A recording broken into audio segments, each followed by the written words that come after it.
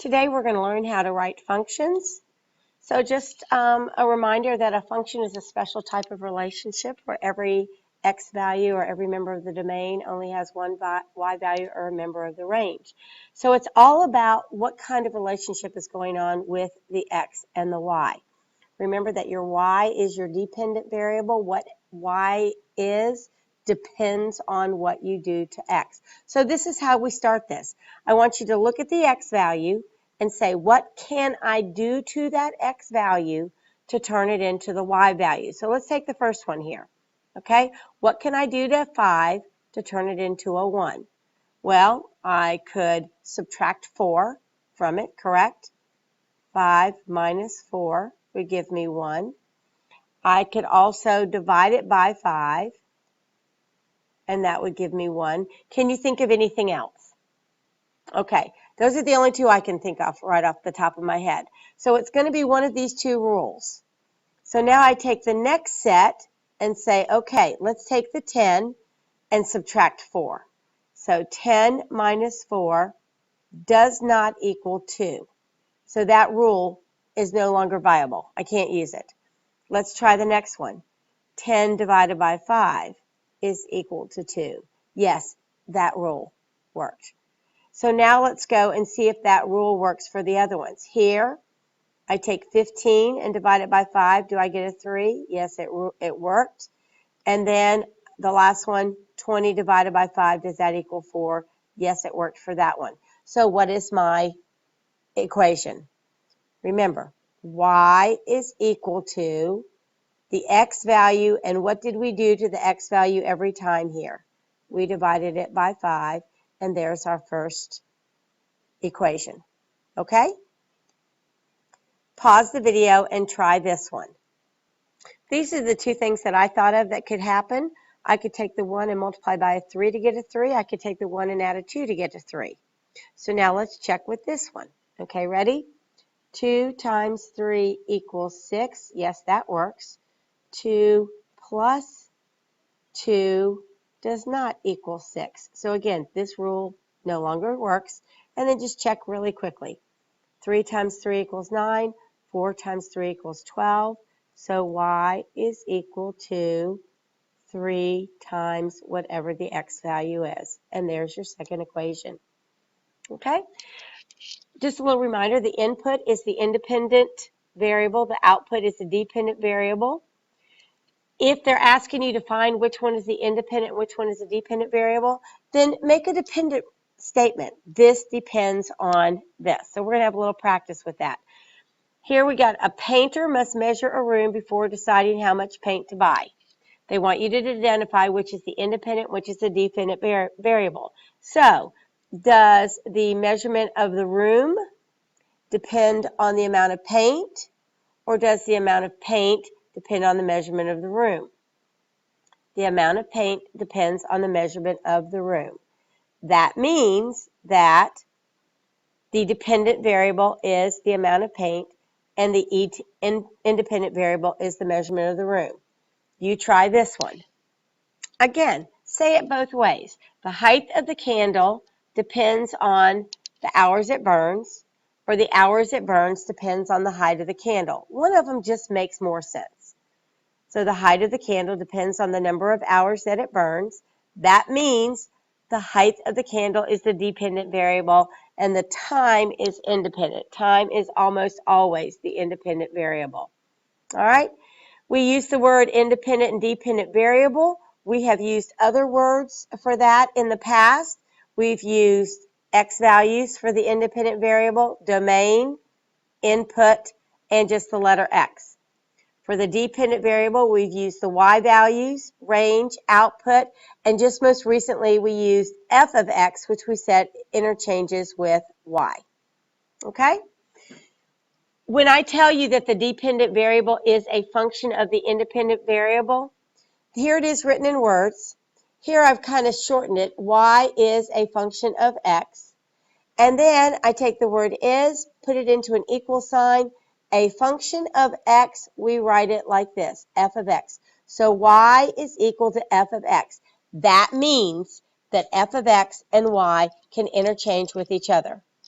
If I give you the equation y equals 2x plus 3, you don't really know if it's a function or not. You know it's a relationship, but you don't know if it's a function or not. If I replace the y with f of x, I am specifically saying to you, this is a function of x. Don't worry about it. This is a function of x. And we use the function machine. Now, we've done this several times. The function machine, the rule goes in the middle. What goes in comes here. What comes out is over here. Whether you want to call this x and this y, or this x and this f of x, or this domain and this range, or input and output is irrelevant. Okay? And that's what we do. We're going to find the value of y, what comes out is y, depending on what we put in there. Now, sometimes they're going to give you the values to put in there. If they give you the domain, they're giving you the values to put them in there. You put them in there, do the work, spit out the answer. Sometimes they'll say, just find your own. And in that case, you can use whatever you want. Okay?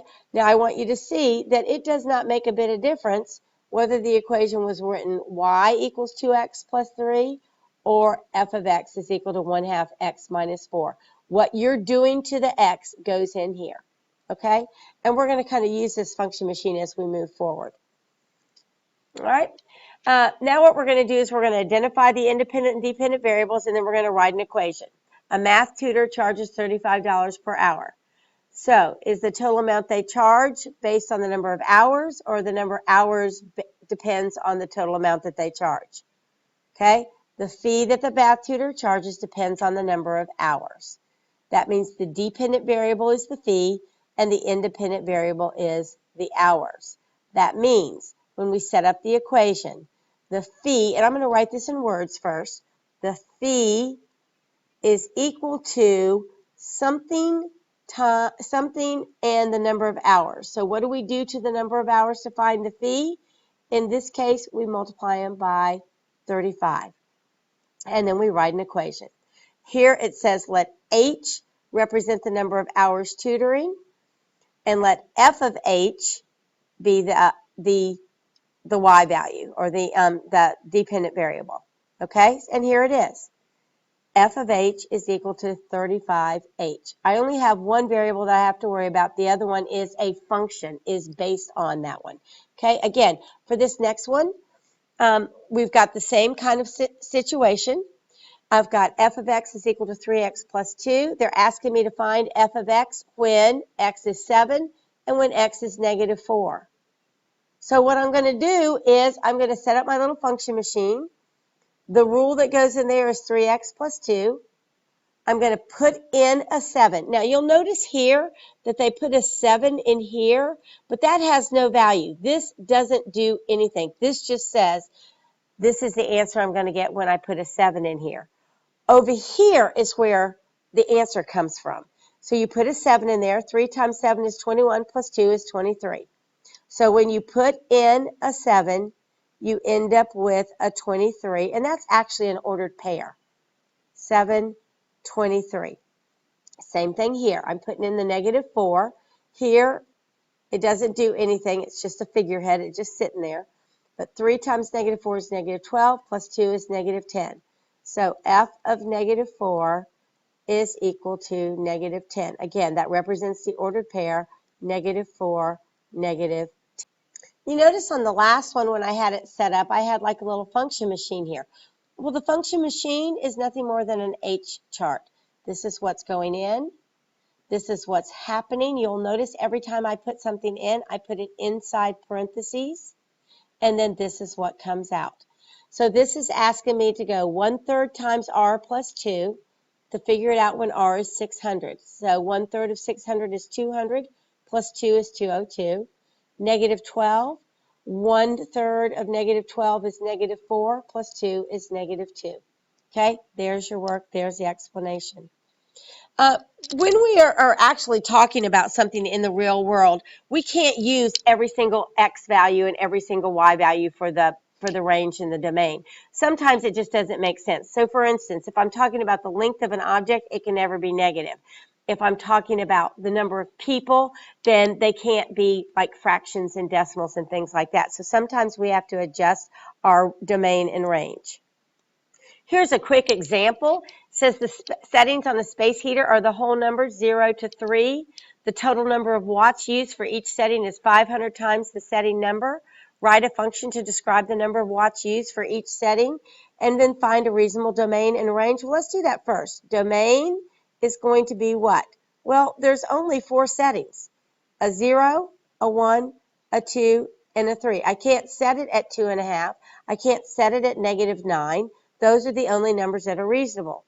The range, now, if you can find the range, you actually are doing the equation here. So what do? If it's set on 0, it says the total number of watts used for each setting is 500 times the setting number. So the number of watts used is 500 times the setting number. So when I put a 0 in here, so there's my equation, my function. All right, so when I put a 0 in here, I get 0 watts. When I put a 1 in there, I get 500 watts. Put a 2 in there, 1,000 watts. Put a 3 in there, 1,500 watts. And that is it.